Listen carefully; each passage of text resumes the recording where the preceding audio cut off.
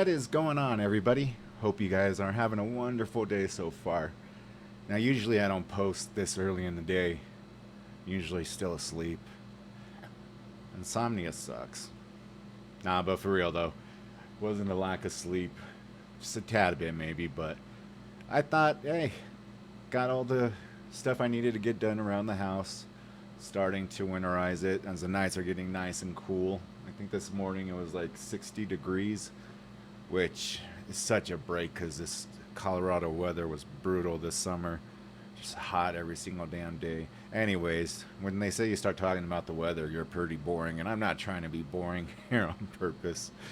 So, I have done the last few videos on like some of the weird horror stories about Reddit posts.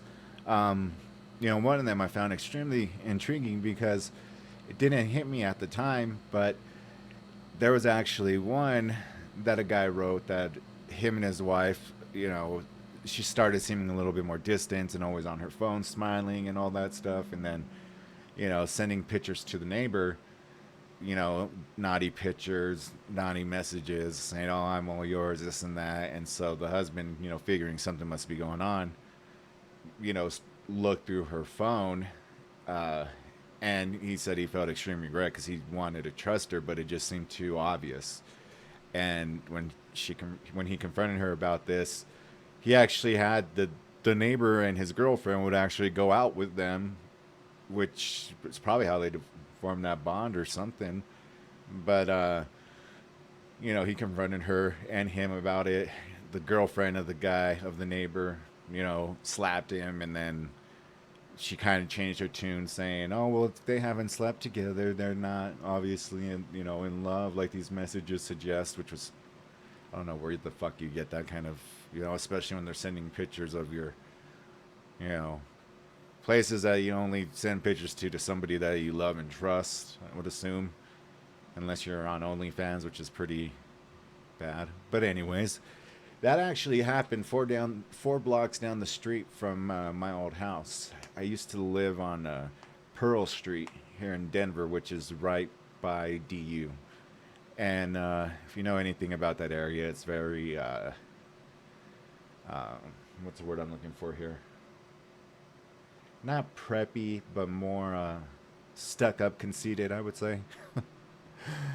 I swear it was a trip living in that area, but once we sold it and everything and moved elsewhere, it was a good change. We had next door neighbors that had purchased a $500,000 townhome. It was a young guy, about 19 years old, and him and each of his friends drive Audis, and they all came from families that were CEOs, inventors of something, whatever. And this asshole one day has the audacity to ask me if I could help him take this big ass TV that he purchased into their house. I know why he did that. That was just like a power play move. I was like, whatever. He's like, yeah, because it was real light and his friends are inside. So why the hell is he asking me?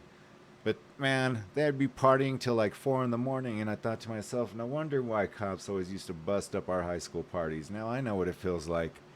But the real danger actually came from when my wife was, at the time, would try to back out of the driveway because Pearl Street can get a little bit busy, uh, with cars coming and going.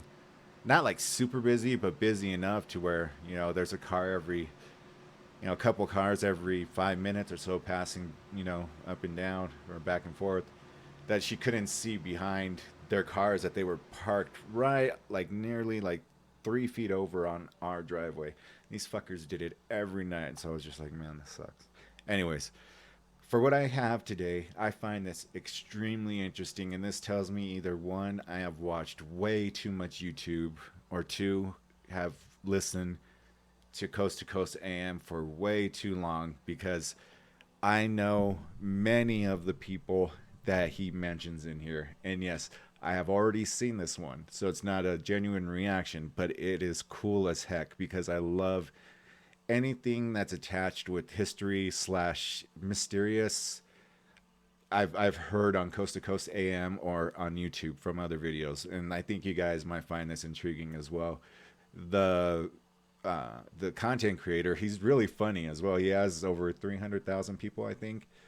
And this video alone has gotten over 1 million views. So, I mean, that tells you something. It's funny. The guy is just a natural comedian. And I think you guys, like I said, are going to enjoy this. So let me get into this.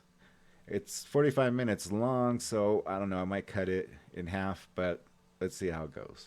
Yeah, I'll cut it in half for sure. In today's society, everyone knows everything about each other. With our modern day obsession with sharing every single detail about ourselves on social media, there's no more mystery. Everyone has to share what they're doing every day, what they ate, what brand of floss they use, if they took a shit or not, but some of us like to be mysterious. Mysterious and enigmatic. Oh, wait. Oh, man, what happened to my mysterious enigmatic persona? I'm just back to being regular schmuck me. Well, I'm DANTAVIUS. How you doing? And just in case you were wondering, I did take a massive dump today. You're welcome for that information. Anyways, I've always been fascinated with like weird people throughout history, like Nikola Tesla and Rasputin. So I decided, hey, why don't I do an iceberg video on it? If you're unfamiliar with what an iceberg is, welcome to YouTube. It's a way of sorting information from least known to most known. That's all you need to know, man. Let's get this intro over with, shall we? Oh, one thing before I begin. If you enjoy this video, consider possibly giving me a like, giving me a sub. You know, it doesn't have to be a big deal, but hey, don't do that now. Wait until you're done watching the video, then you can decide, because I don't want to, you know, pressure you into anything. But okay, let's actually start now. The Babushka lady was a woman who was present during the assassination of John F. Kennedy. Her nickname comes from the fact that she resembles a babushka, or an old Russian woman who wears a headscarf. She appeared in many of the photos taken during the Kennedy assassination, and in one of these pictures, she appears to be holding a camera. Now, the weird thing about this woman is that most of the people who witnessed Kennedy's assassination were brought in for questioning to see if they saw who the culprit was. But the Babushka lady was never officially identified, which is suspicious, because if she was indeed holding a camera and caught something, wouldn't she want the world to know? That's where the conspiracies come in. Some people believe she was taken care of because she caught something on camera that wasn't consistent with the original report that Lee Harvey Oswald was the lone shooter. Yasuke. Before we get into this guy, let's do a little history lesson. In the 1500s, the Portuguese arrived in Japan. They had a pretty big influence on the country, and soon after arriving, they began converting the natives to Catholicism. The main group doing this were known as Jesuits, and in 1579, a Jesuit named Alessandro Valignano landed in Japan, accompanied by a slave who would later be called Yasuke. A Japanese feudal lord named Oda Nobunaga took a liking to Yasuke and brought him into his service as a soldier. Yasuke was about 6'2", so Nobunaga probably saw him and said, yo, I need that mother sucker on my team right now, because everyone else around me is like 5'5" on average. It didn't take long for Yasuke to move up the ladder and eventually reach the rank of samurai, but unfortunately soon after he became a samurai, Nobunaga, his lord, was attacked and forced to commit seppuku. Nobody knows what happened to Yasuke after that, but hey man, that's pretty freaking cool. Black Samurai? Oh, also there's an anime about this guy on Netflix if any of you guys are interested. Pretty sure it's not historically accurate, but Grigori Rasputin, who hasn't heard of this guy? He has a whole song and multiple movies about him. Rasputin was a Russian mystic who lived in the early 20th century and somehow finagled his way into the good graces of the Russian royal family. Rasputin was an illiterate peasant who apparently knew magic. Not much is known about his early life other than he was married at the age of 18 and had 4 children, who he left behind to go on a pilgrimage. During this pilgrimage to a monastery, he had a religious reawakening and became a preacher.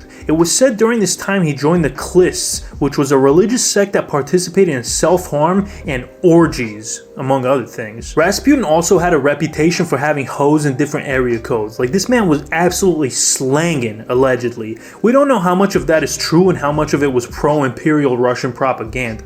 Anyways, Rasputin began to build a following and had a reputation of being a healer and wise man.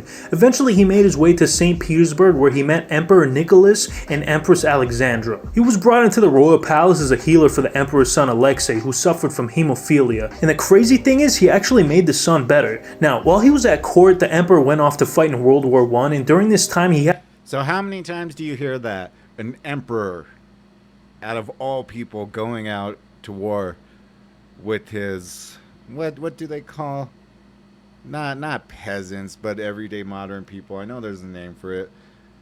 I used to date a Russian girl, so I know some of the like lingo, but there's a word for it, and I can't think of it off the top of my head. But yeah, like that's that would almost be like the president of the United States going to war.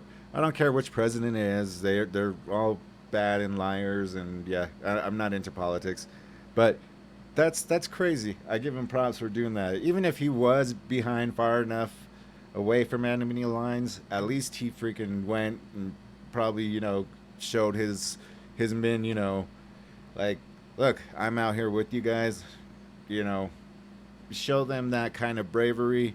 Probably just gave them more motivation to just fight their asses off. I appreciate that.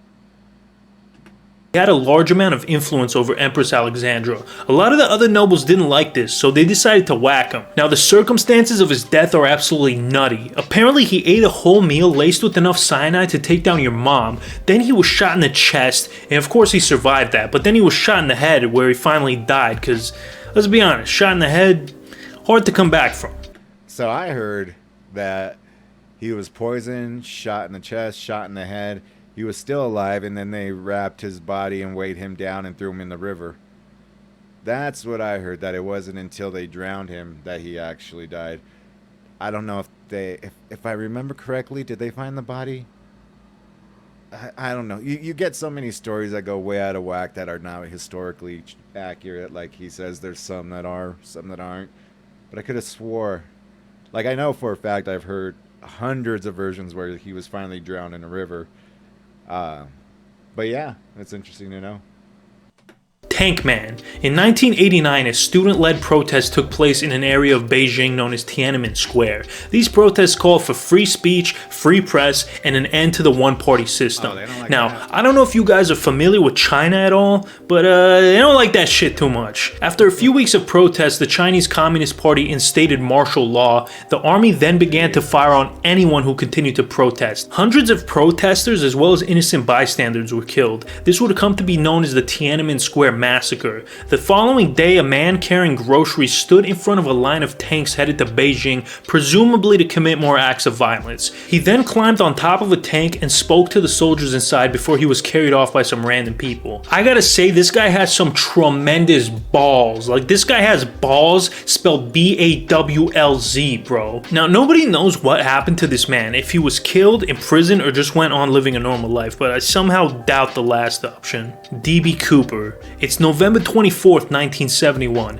A middle-aged man in a business suit carrying a black leather briefcase hops on a one-way flight from Portland to Seattle. He orders a bourbon and soda, and after he finishes it, he calls the flight attendant over and hands her a note. She's probably thinking, oh great, another frickin' schmuck trying to join the Mile High Club. But just as she finished her thought, he leans in and whispers to her, "You might want to take a look at that note. I have a bomb." The note instructs her to sit beside Cooper, and she does. He then opens the briefcase and shows her the bomb. She shits her pants, and then he tells her his demands. $200,000 cash and 4 parachutes. None of the passengers were informed of what was going on, and when the plane landed, the FBI gave Cooper his money and parachutes. He then demanded that the pilot fly him to Mexico City, which he did, but about 30 minutes into the flight, Cooper jumped out of the plane, never to be seen again.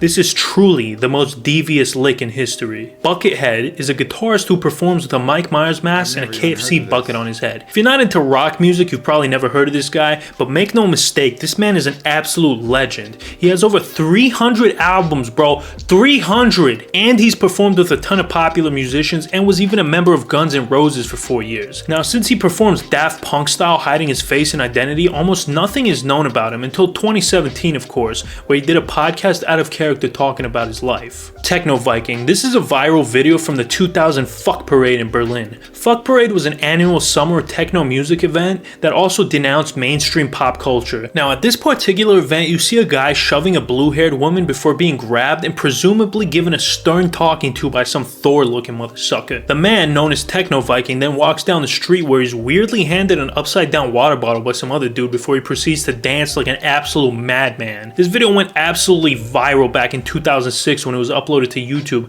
currently sitting at 23 million views. The actual Technoviking sued the guy who filmed this video because he didn't want his likeness to be public, and he won. The cameraman was ordered by a judge to pay 13,000 euros in damages. You know, in a society where everyone's addicted to clout and would sell their nipples for 5 minutes as fame, it's kind of interesting and also admirable that this guy didn't just come out and say, "Hey, that is me, I am the Technoviking," and start making merch and all this other bullshit. So, you know, shout out to him. Aleister Crowley, known as the wickedest man in the world. Aleister Crowley was an English occultist, magician, poet, painter, and just all-around creepy guy. He attended Cambridge University in 1895, where he engaged in all sorts of degenerate behavior, including smoking, whacking off, and lying with streetwalkers. After a few years, he gave up on university and joined the Golden Dawn, a secret society known for occult rituals and black magic shit. He was very unpopular in this group, being described by the other members as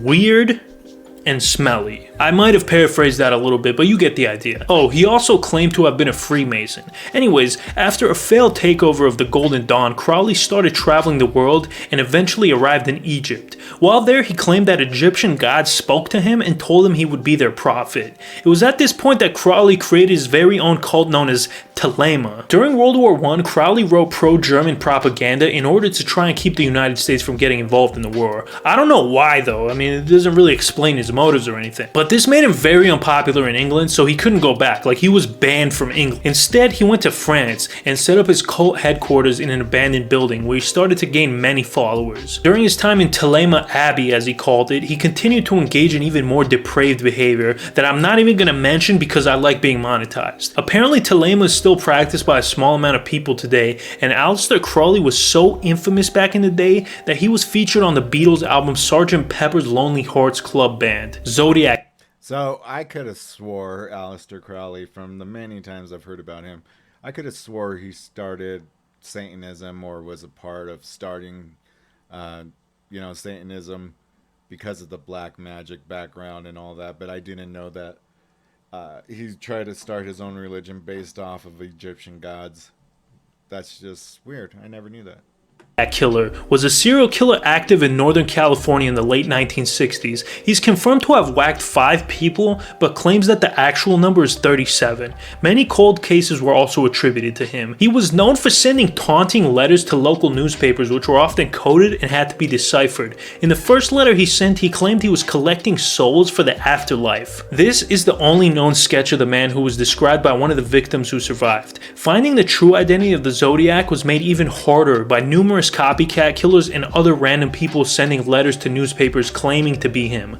Now, this mother sucker never got caught, so he's potentially still out there. Like, he could be a senator in Texas for all we know. Jack the Ripper was a serial killer active in London in 1888. He was known to target ladies of the night who worked in the slums of London's East End. Now, multiple ladies of the night were whacked within quick succession of each other, and during this time, multiple letters were sent to news outlets claiming to be the killer. One in particular was signed as Jack the Ripper, but that's now thought to be a hoax, but somehow the name stuck because, you know, it's catchy. There are 5 total whackings that are all but confirmed to be connected to one guy, and 6 more that are not 100%, but they're still pretty sure. While he was active, London went to an absolute panic. People were afraid to go outside, and a committee was formed to patrol the streets at night to try to catch the maniac. He was never caught though. The Man in the Iron Mask. You may have heard of him from the not-so-good movie starring Leonardo DiCaprio. He was a prisoner who was arrested in France in 1670 and was held in multiple French prisons for 34 years. The prisoner was never identified because of a velvet face mask covering his face. It actually wasn't iron, but the man in the velvet mask sounds kind of stupid. Now, nobody knows who this guy was, but it's generally speculated that he was an important person. Otherwise, the French would have just cut his head off, because you know how much they love doing that. Some of the theories of his identity include a relative of the King of France, an important French general, an Italian diplomat, and even the King of England's son, but it's still not known for sure.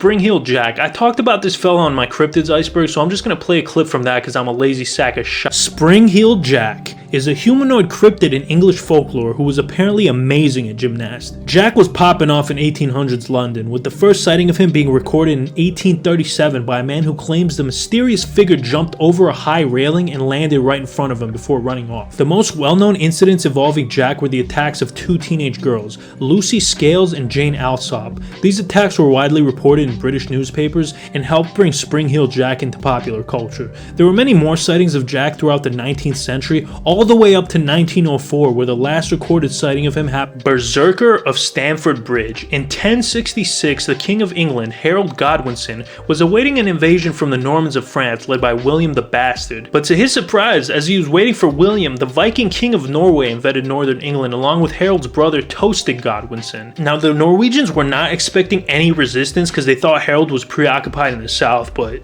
they were wrong. That motherfucker went straight up north and they got absolutely wrecked by the English. The Norwegian Vikings were pushed back to Stamford Bridge. Now the English tried to cross the bridge, probably to get to the other side, but they were being held off by one guy with a huge axe. An unnamed Viking berserker is said to have whacked 40 of Harold's men before getting skewered with a spear. Eventually the British did cross the bridge and wipe out the Vikings, but it took a lot longer than it should have, just because of this one mother sucker with balls of brass. Anyways, this little detour ensured the Norman conquest of England, and the Norman king went from being William the Bastard to William the Conqueror. Now that's a glow up if I've ever heard one. Fulcanelli sounds like a fucking pasta dish, but it's not. Fulcanelli was an alchemist and author in the early 20th century. Nobody knows this guy's real identity, but apparently he had students who he taught the craft of alchemy. One of these students, named Eugene Concellier, apparently turned lead into gold. Somehow this claim isn't confirmed, which is weird because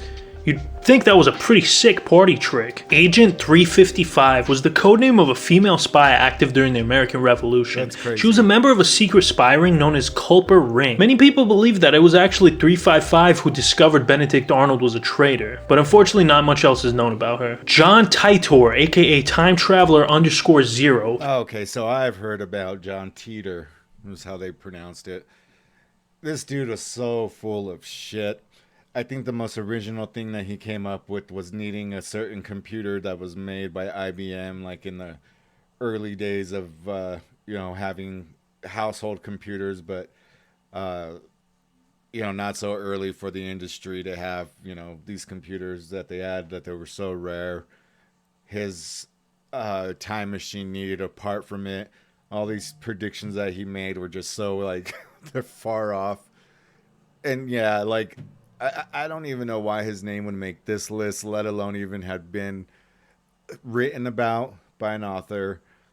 Supposedly he shared pictures of his time machine, which just looks honestly like if you took apart an electrical outlet box and you see wires here and there. I mean, he was full of shit. Was the name of an alleged time traveler from the year 2036. He was active on multiple online forums from 2000 to 2001. During this time, he claimed to be a soldier that traveled back in time to visit his family. He described in detail the time machine that he used and made many predictions of what would happen in the future. For example, he said that there would be a large amount of civil unrest starting in 2005 due to the 2005 presidential election. This unrest would continue for years until an all-out civil war would break out in 2008 and wouldn't end until 2015.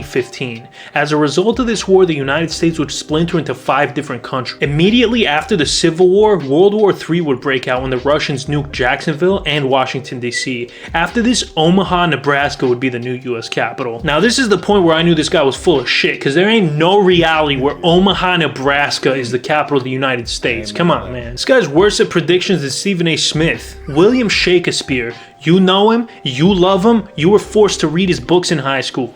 Bill Shakespeare put out some absolute bangers back in the day, bro. Romeo and Juliet, Othello, King Lear, Graduation. Oh wait, no, that last one was Kanye West, never mind. This guy had such a massive impact on literature and the English language in general. In fact, this man invented 300 words that we still use today. He invented the word alligator, bro. I rest my case. Now, there's a lot of mystery surrounding Shakespeare's life. Historians aren't 100% sure of most of the details of his life. They don't even know his exact date of birth. And from 1585 to 1592, he's completely missing from the history books. This was called the Shakespeare Dark Age. No one knows what he was doing during this period. Many people think this was on purpose because Shakespeare was a Catholic sympathizer, which was a big no-no in England at the time. So he had to lay as low as possible. The Green Children of Woolpit. In the 12th century, 2 children appeared in the village of Woolpit, England. They looked normal, except for their green skin. They spoke an unknown language and only ate fava beans. Gross. The town took care of them and they eventually learned to eat other foods. The boy unfortunately passed away, but the girl lived and was baptized. Eventually the girl learned English and stated she was from a place called St. Martin's Land, which was an underground world inhabited by green people. Now I know this story's fake because they didn't immediately burn these kids at the stake, which was pretty much the policy at the time if anything was slightly weird about somebody, like, oh, you wash your ass, you must be a witch, we're burning you at the stake. You use deodorant? Burn at the stake. Bro, you can read? Stake. Satoshi Nakamoto. He's the elusive creator of Bitcoin. You know that thing you wish you bought 10 years ago when your friend Mike told you about it, but you brushed it off as another bullshit fad, and now Mike lives in a mansion and owns a yacht and you're still sitting in your room eating ramen and watching iceberg videos on YouTube? But yeah, anyways, nobody knows who the real creator of Bitcoin is, or if it's just one guy or a group of people. There's a ton of speculation, and I've even heard some people say that Vladimir Putin or the Chinese government commissioned the creation of Bitcoin. Kaspar Hauser was a German teenager who claimed to have spent his entire youth locked inside of a dungeon. What is it with Germans and dungeons, man? Anyways, he turned up one day in Nuremberg with a letter addressed to a Captain von Wessenig. The letter stated that the boy was given into the custody of an unknown man who taught him how to read and write, but never let him out of the house. The boy seemed to be intellectually impaired and was immediately imprisoned for being a vagabond, aka a homeless person. I'm sorry, but can you imagine spending your entire life in a cell, being let out, and immediately being put back into a cell? He was eventually let out and put under the care of a few different people. All of his caretakers claimed that he was a compulsive liar and a charlatan. In 1832, Hauser came home with a stab wound in his chest. Apparently, a stranger stabbed him and handed him a note. Hauser would later pass away from the injury. Now, the thing is, Hauser had been in multiple similar scenarios where he was attacked and injured by random people with no other witnesses. There are 2 theories as to why. One, he was part of a noble family, was imprisoned as a child to keep him from challenging the throne. Or 2, he made all that shit up and he stabbed himself for attention, but it was too deep and he ended up whacking himself. The Axeman of New Orleans was a serial killer active in 1918 and 1919 who mainly targeted Italians. Oh, us Italians can never get a fucking break. His main weapon was an axe, hence the name the Axeman of New Orleans. Now, I don't know if this guy was an actual serial killer or just a member of the mafia, because, fun fact, the American mafia actually originated in New Orleans in the late 1860s, so perhaps this guy was whacking people for business reasons. Who knows? The man from Torrid. So in 1959, a man named John Zagris arrived at customs in Japan with his wife. He presented his passport to the clerk and it was the size of a magazine and had stamps on it from many East Asian countries. The weird thing about his passport, other than the fact that it was massive, is that it was written in an unknown language. The man claimed to be from a country south of Ethiopia named Torrid.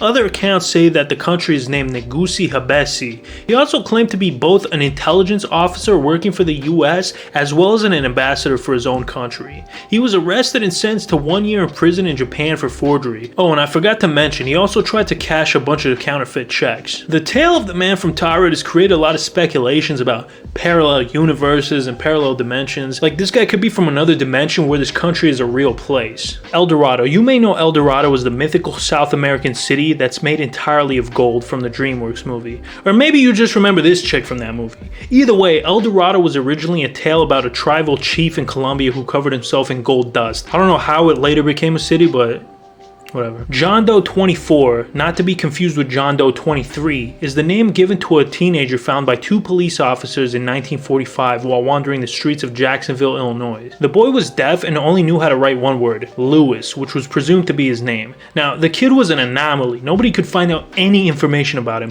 who his parents were, where he came from, even what his real name was. I mean, probably Lewis though, right? Anyways, his name was legally changed to John Doe Boyd. Really? They couldn't incorporate Lewis in there in any way? It couldn't be John Doe Lewis?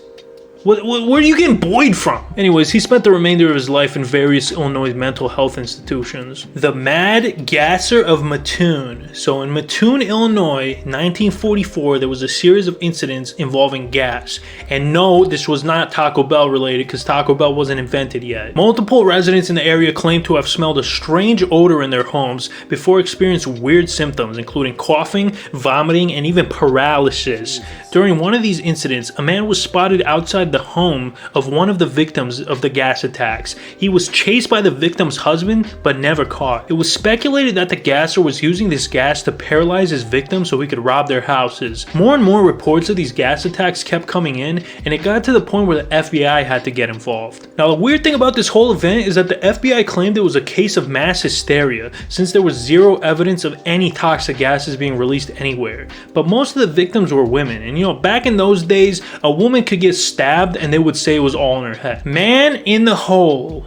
Man in the Hole is an indigenous Brazilian tribesman who lives in the Amazon rainforest. And when I say tribesman, I'm talking hunter-gatherer, loincloth, no shirt. He's assumed to be the last surviving member of his tribe. The language he speaks and the name of his tribe is unknown. The rest of his tribe was probably wiped out by loggers and ranchers. It's actually really sad. This dude's basically the last survivor of a genocide. Anyways, the name Man in the Hole comes from the deep holes he digs next to his homes. He'll build a home with the hole, he'll abandon it, and then move on and build another one. The government of Brazil has declared the territory he's known to inhabit off limits. Nobody can go in there and disturb him. Count Saint Germain was a European traveler, musician, linguist, scholar, comedian, and alchemist. The mysterious part about this character is that nobody knows what is true about him and what was false, because he made up all these crazy stories about his life. For example, he claimed to be 500 years old. Even though nobody knew the truth behind his background, it was obvious that he was very wealthy and highly educated. He frequently hung out with royalty and even high-profile celebrities at the time like Voltaire, Casanova, and Horace Walpole, whoever the fuck that is. Now here's a list of his possible origins. Transylvanian priest, German Jew, Spanish Jesuit, the son of an Italian princess and a tax collector, and the list goes on. You can think of him as an 18th century version of the Great Gatsby. So, I'm going to stop right there. We'll cut it halfway through. Be coming out with the part 2 here in like the next half an hour or so. Definitely give this guy a watch, man. He's funny. He's presenting some actually really cool material. I mean, 95% so far I've heard of. And like I said, that probably stems from watching too much YouTube and too much Coast to Coast AM. So, yeah, give it a listen, and I will see you guys hopefully back watching some videos here pretty soon. Till then, peace.